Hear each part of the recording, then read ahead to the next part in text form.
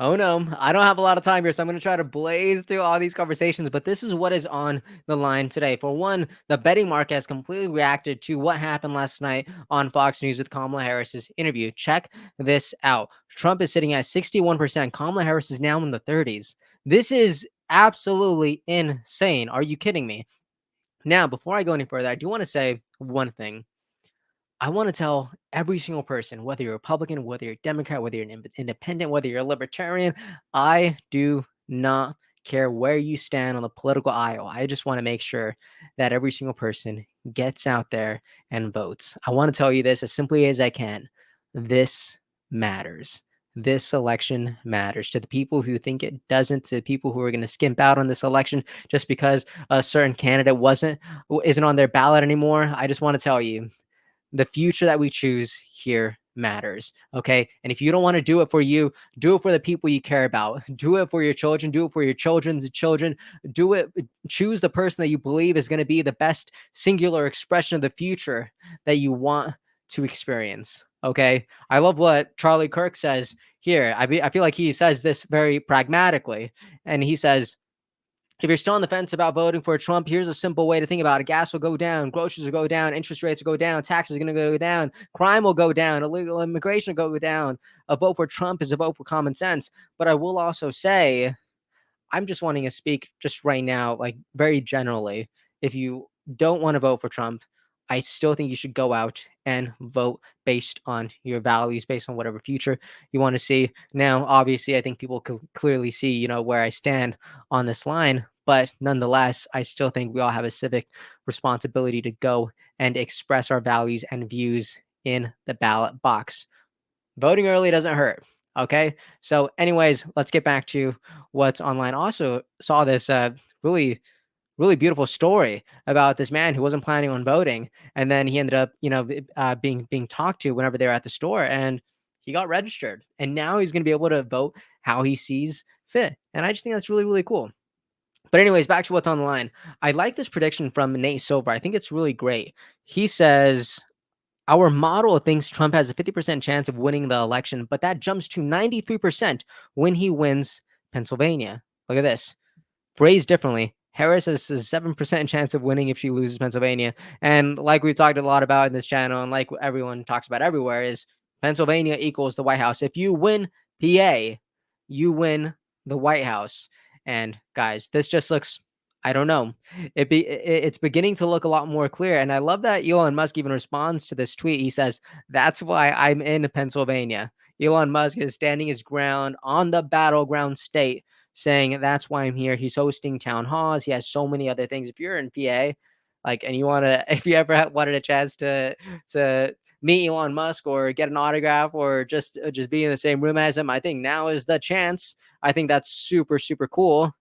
And oh, this is another person talking about, this is the interview effect. The betting markets are responding to the train wreck Kamala Fox News interview last night, giving a Trump a 22-point lead. I love that I was seeing something. They're like, oh my gosh, like, thank goodness Kamala Harris actually started to do these interviews, because look at what's happened.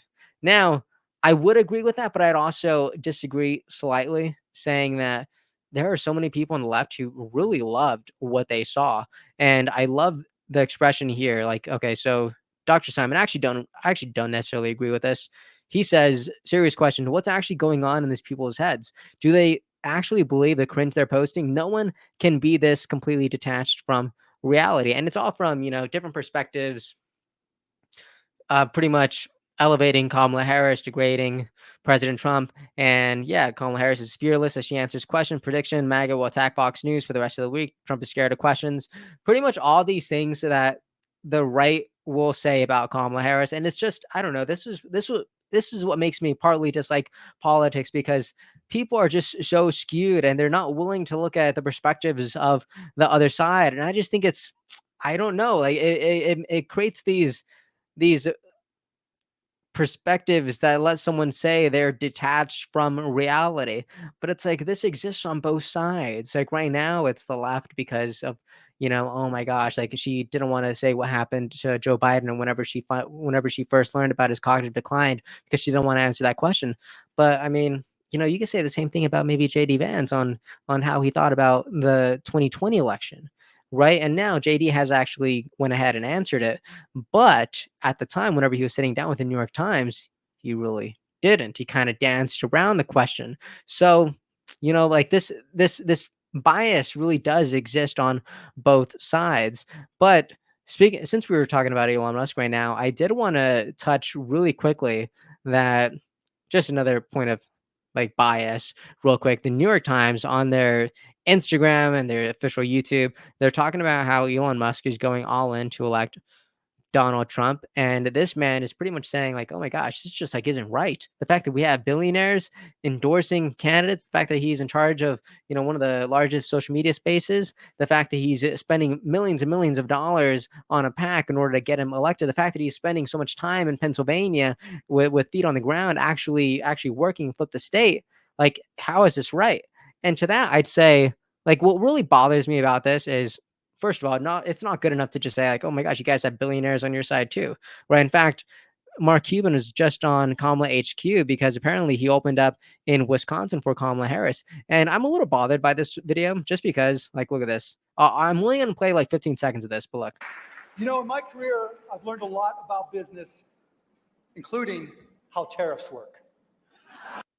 Okay, I don't really mind what he's discussing. I feel like it's important. What I do mind though is I feel like this is so heavily scripted and he keeps looking down on his phone throughout this entire like 5 minutes. And to me it's like, did someone just give you talking points? And are you just reading the talking points?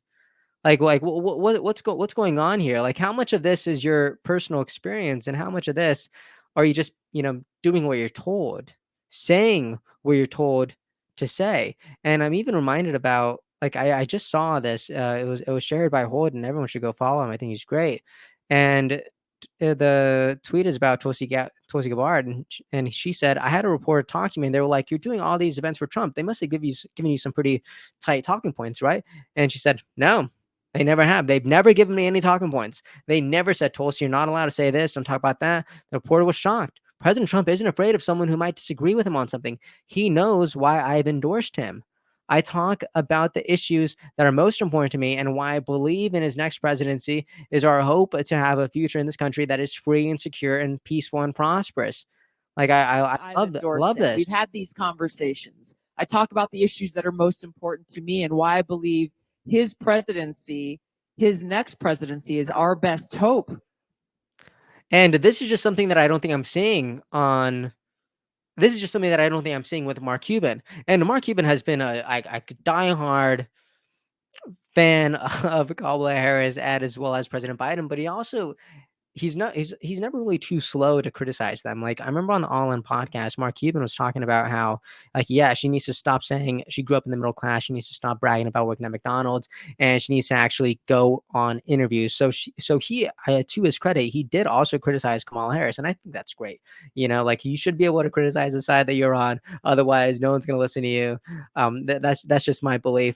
But I do I do hesitate to listen to people like this at face value, especially coming from the New York Times, because the New York Times is just going heavy on, painting Elon Musk as such a bad person. But to be clear, there are billionaires on both sides. And to continue this point, according to Forbes, look at this. Look at this. This was shared today. No. Sorry. This was shared yesterday, October 16th, 2024. Kamala Harris has more billionaires prominently backing her than Trump. Tyler Perry, Bill Ackman, Wayne. Update. Look at this. Are you kidding me? So we have the New York Times. You have so many people on the left saying, "Oh my gosh, Elon Musk, how dare he? How dare he fund this campaign? How dare he get behind it? He's the world's richest person." It's like, I mean, come on. Like, Kamala Harris has more billionaires, and not even more billionaires. She's also raised more money. Look at this. This is by Brian Kranzenstein. He says, boom. You remember the Costco guys? Boom. I think that's hilarious. I love those guys, don't you? I actually, they pop up on my page and I'm just happy to see them. But he says, boom, Kamala Harris has raised $1 billion. That's fine. Trump has raised under 380 million the entire year. I don't know about you.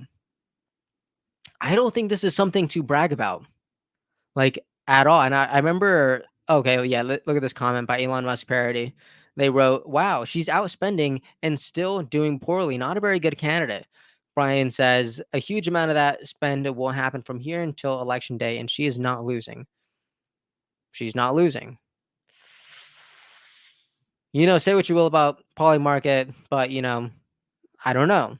I don't know. I don't know if I would say that she's not losing with such certainty. I would say that, oh yeah, look at this. He even responds to say, oh, they're crypto users, right? They're overwhelmingly right leaning. Don't pay attention to it. You can make that argument, but first and foremost, before they're crypto users, these are American people, and again, they're voters, right? So I wouldn't be too quick to dissect it. Now, moving forward, I will also say that we're seeing something really powerful happen with the Make America Healthy Again movement. I really, really like this. So I saw R.F. Kennedy Jr. He was promoting this story about how the Food Babe essentially delivered 400,000 signatures in order to pretty much get Kellogg's to stop putting these terrible food dyes in their products and to start giving us the same treatment that they give other parts of the world, like Canada, for instance, right? Like the cereal is healthier in Canada, right? It is a night and day difference. So I love that he was actually bringing that up. And the Food Babe, I will share this video. I haven't really shared any. I haven't shared like a single clip in this entire video, but I will share this just because I think it's really, really powerful, especially coming from Manny Harry, Food Babe herself. Check it out. The caption is, "My response when Kellogg's US refused to meet with us and talk about the 400,000 voices." I love that. They're more than signatures. They are voices demanding they remove dyes and BHT. Check this out. We're here at Kellogg's headquarters. We were met by security to handle the petitions, but no one actually working for Kellogg's has come to sit down with us or meet with us today. And instead, they told us they would take the petitions, and that was it. And then I look up and I see employees looking out the window, staring at us from the building.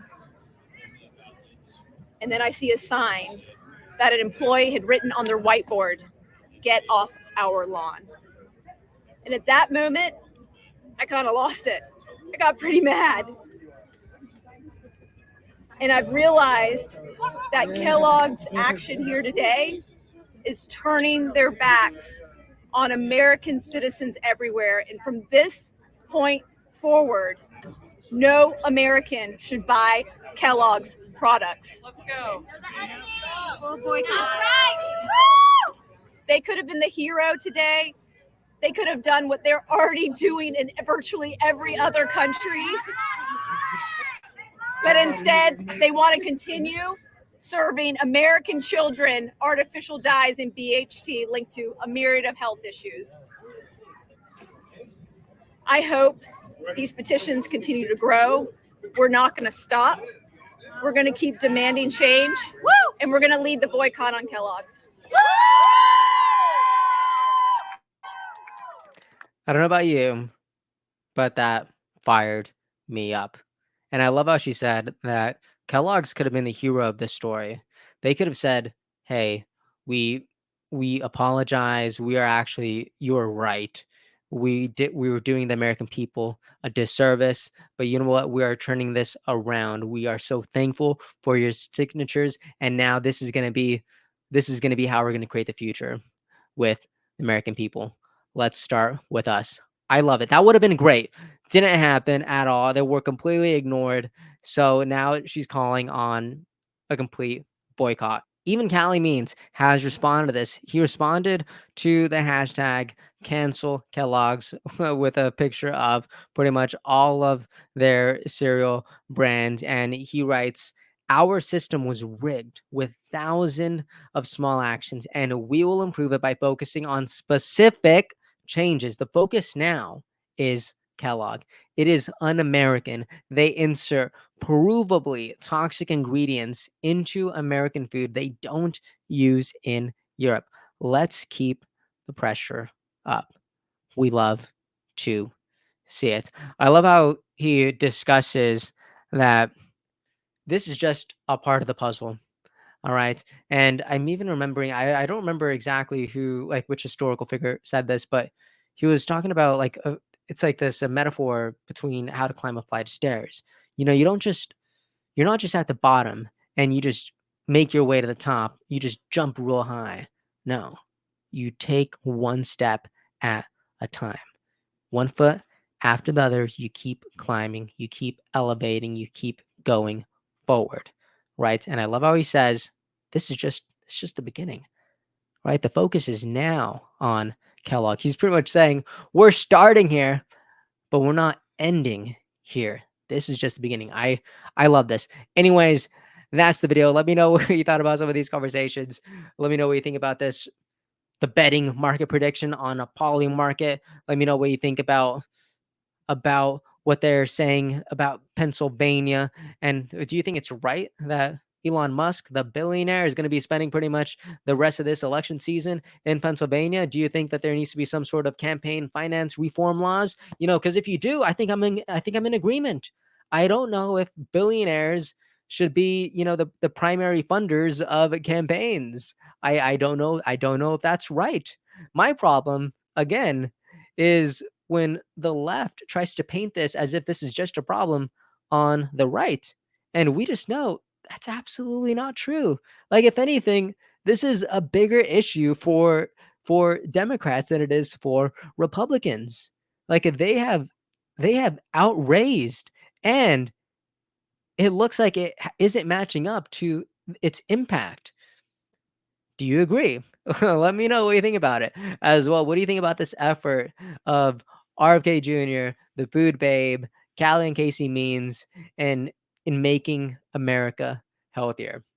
All right. Anyways, that's the video. I hope you enjoyed it. Please let me know what your thoughts are on it. I'm sorry I had to kind of blaze through these topics, but I gotta go. I have an event to get to.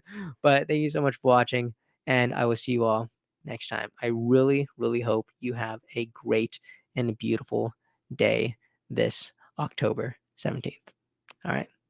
Hey everyone, thank you so much for watching and listening. I appreciate your time so much, and I really hope you enjoyed this episode. If you'd like to support what we're building here, please like and subscribe. It means a lot and it really helps us out. And if you want to see even more content from me, make sure to follow me on Instagram. I'm going to be sharing a lot more on there. Thank you so much.